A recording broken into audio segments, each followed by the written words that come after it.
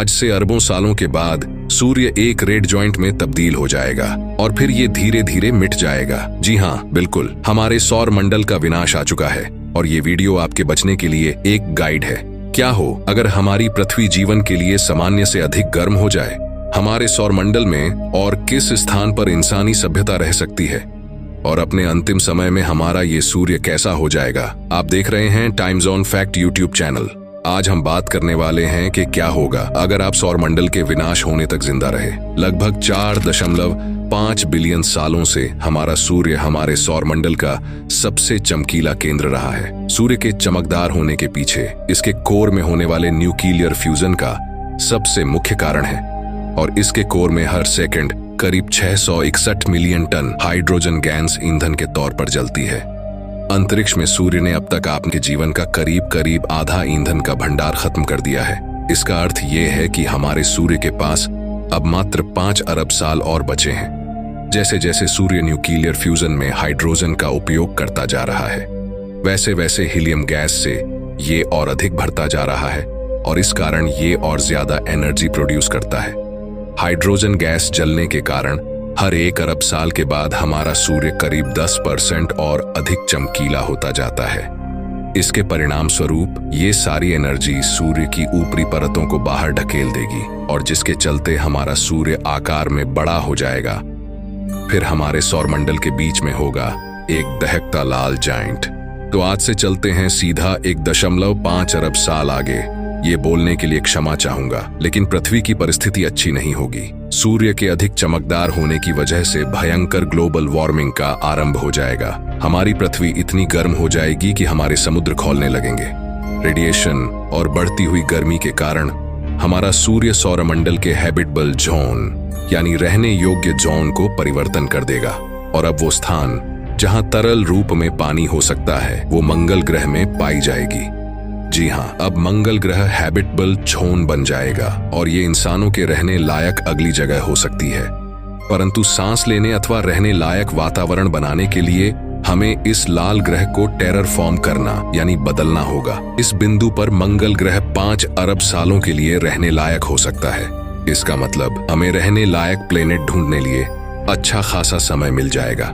लेकिन तकरीबन 7.5 अरब सालों में हमारे सौरमंडल के पास एक बहुत बड़ी दिक्कत आने वाली है। स्पष्ट है, एक रेड जॉइंट।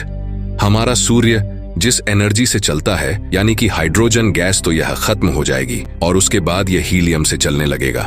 सूर्य साइज में बड़ा हो जाएगा और मरकरी ग्रह पूरी तरह से भाप में तब्दील हो जाएगा।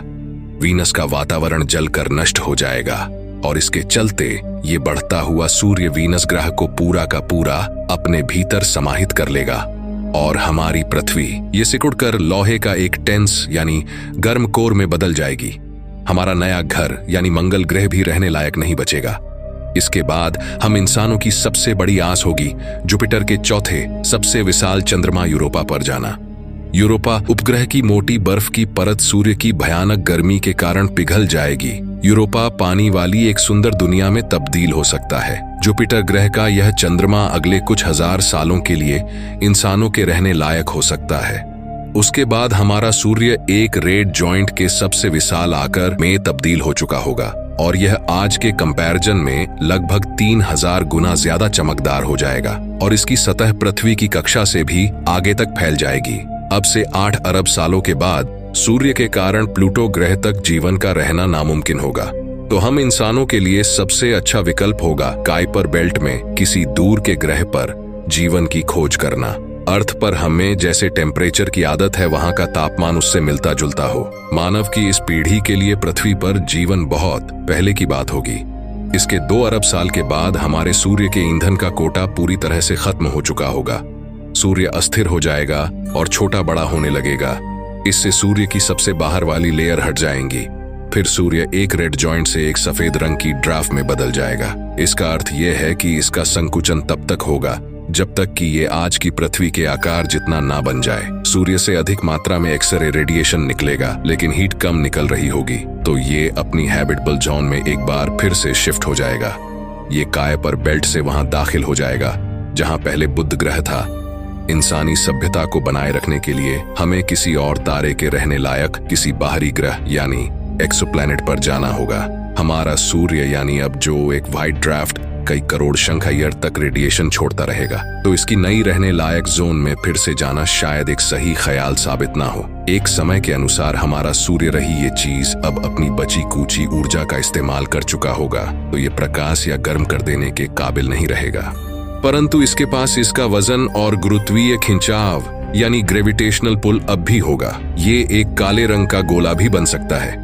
वैज्ञानिकों ने अभी तक कोई ऐसे किसी स्टार को नहीं देखा है ऐसा, इसीलिए क्योंकि ऐसे तारे उम्र में हमारे यूनिवर्स के 14 अरब साल से भी ज्यादा बड़े होंगे। ठीक है, तो आप सौरमंडल के अंत होने तक जीवित रहे। मैं ये समझ सकता हूँ कि आपको अपने सूर्य को टाटा बाय बाय कहना आसान नहीं रहा होगा। खैर छोड़िए, ये मुश्किल काम आपको कल थोड़ी ना करना है। जानने के लिए देखते रहे times on fact YouTube channel. मिलते हैं किसी इंटरेस्टिंग टॉपिक में, तब तक के लिए नमस्कार।